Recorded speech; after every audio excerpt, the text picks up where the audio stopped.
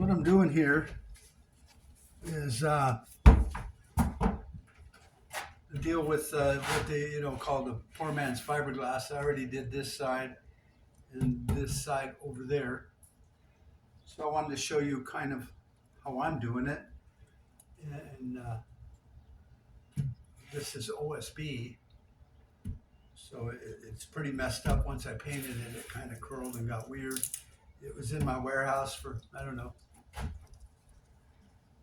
almost 20 years, just drying out. So we weren't using it, so I brought it home. I thought it's a really nice box. It's got a metal band all around it, angle iron. It's got a lid and a lock. So I thought, I'm going to put this stuff on here, this poor man's fiberglass, see how it works, and then I'm going to paint it with either bed liner or a rhino liner. So that'll be one thing I'll be doing also. So I'm going to get some glue on here, show you how I do that. A lot of people roll it, a lot of people brush it, because I've laid commercial carpet glue down for most of my life. I can spread glue 10 times faster than I can roll it.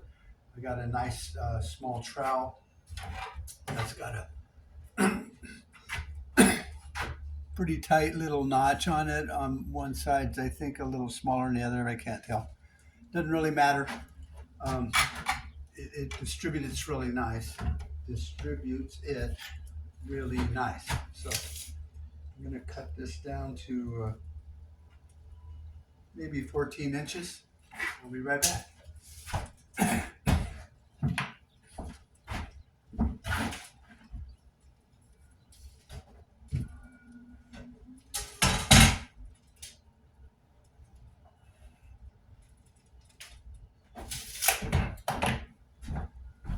So what I'm going to do, I'll try to show you this, what I've got going on, because there may be a little workbench over here.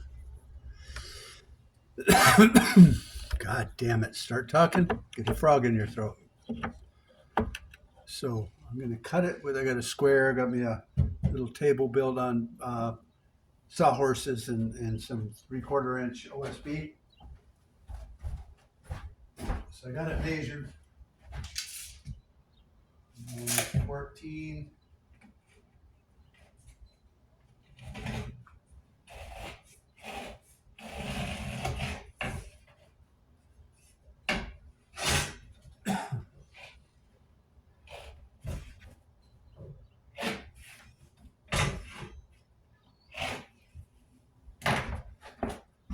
found that cutting it with scissors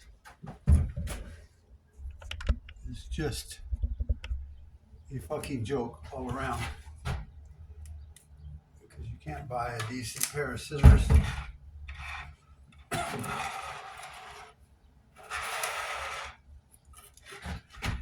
and keep them decent anyway over time. So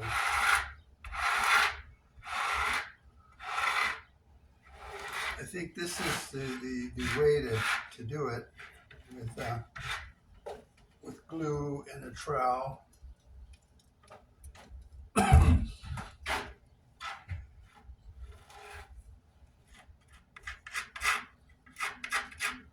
Once I get a good coat on here, you see it's kind of flattening out as it sets.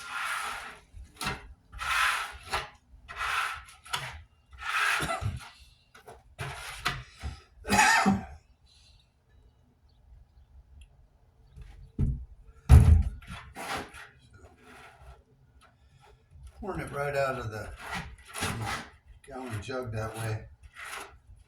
It's a lot easier. I've seen people use a paint pan and all that.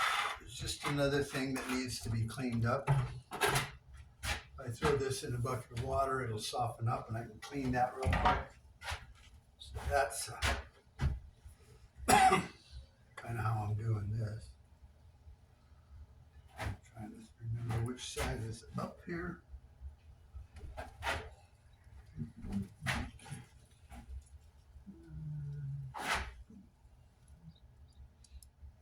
This side is up. Because even though the lid has a frame around it, when you lift it up,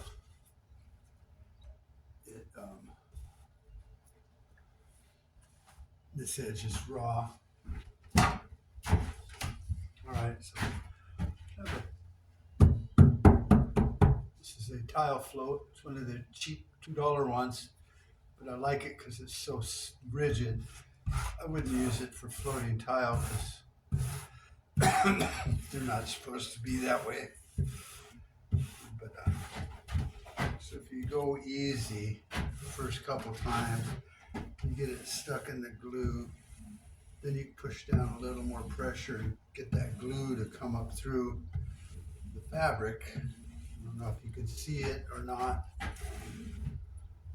but you know, it's coming up here just by virtue of working that. And then I could let it dry, but I'm not going to. I'm going to put another coat over the top of it and then let it dry.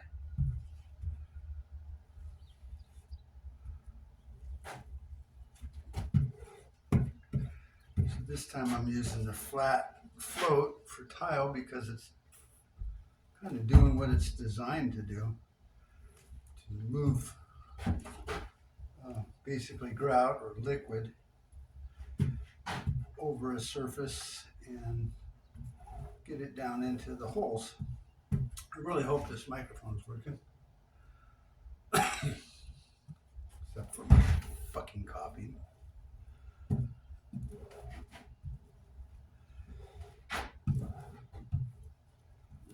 So if I would have used this instead of the trowel, the first coat, then it would have tried to fill in all the voids and stuff solid, which would actually use more glue. And I don't really feel like spending a fortune on glue for this thing.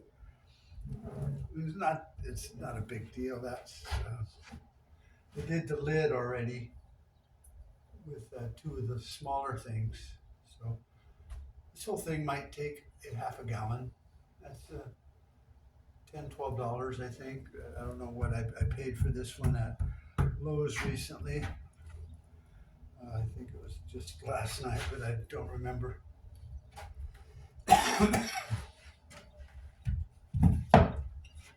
right, so that's that. I got one more side to do, but I just wanted to show you my method of doing this with the trowel and a float. So when I say float, you can get these at Home Depot or Lowe's. I think they're made by QEP or Marshalltown, probably QEP.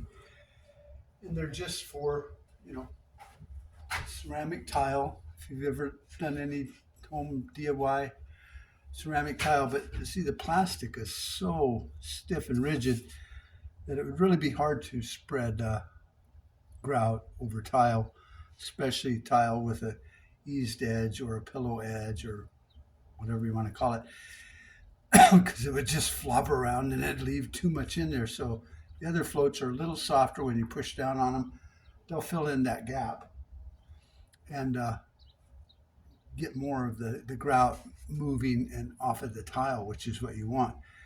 This would be more for marble or something like that, which I don't lay. But my son, who teaches for NTCA, it's the National Tile Council, he does a bunch of seminars around the country, and he gets these, and he gave me a couple of them. He said, here, use these.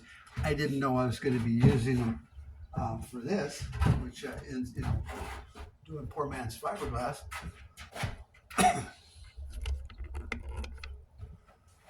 But it works out pretty good, because once you go over this with this, then it goes over those voids, but it still gets the glue up through the cloth, which is what I want. So now I'm thinking I'm gonna cut one more piece to do this long side like this one here. I don't know if you can see that. There, this here. So this is basically 18 inches by almost 48 by 16 inches. And then it has a lid, so it's a pretty nice toolbox. I can put it on if I get it all waterproofed and stuff, and with Raptor liner, and it seems to be working out really well. Then what I can do is put it on the tongue of one of my trailers for tools and such nonsense. So I'm thinking of using these also. Maybe I could make my own for TC Overland trailers, because they all have boxes on them, and I thought, rather than buy really expensive metal ones, which I mean, I've seen fiberglass and plastic ones made by Rubbermaid, and they're pretty indestructible actually. So if it's built into the system, and then it just has a door and stuff, I think that would be just as strong as it needs to be to open the side door if you had that, and then roll out your refrigerator or whatever, or do them up on the sides of the Overland base camp trailers is what I'm calling them. So it's just a trailer and a kitchen and a galley or whatever, and a shower and sink and water, but you have to have a rooftop tent on them. The teardrops, obviously have the bed inside. So that's what I'm thinking I could use these for, and that's why I'm doing this experiment, to see how well it turns out. Now, I could wrap the sides probably here and go over them and avoid the metal, and that might work also really well. All right, so see, I wrapped it over the edge, and then I glued it and I clamped it, and it makes a pretty nice edge instead of this rough wood. But I wasn't thinking that far ahead when I did it. But it turned out nice and smooth. I could probably hit it with a sander again, but then I'm going to do the rhino liner over the whole thing. Maybe I'll do it desert tan or something like that. So this is the inside of the box. Haven't gotten that far. But I could wrap these corners like I did the back side of that. And I think it would give it a pretty strong feel. I mean, especially if I wrapped it all the way around in one long piece, because I got a pretty big tarp here. And then put a seam maybe on the back side. So anyway, hope you enjoyed that. That's how I do the poor man's fiberglass. I was watching a lot of videos, and I thought, a trowel would work a lot better. So this is, yes, it's by Marshalltown. And so now I'm just going to take it and throw it in the water. So I hope that was interesting for you. Talk to you later. Bye-bye.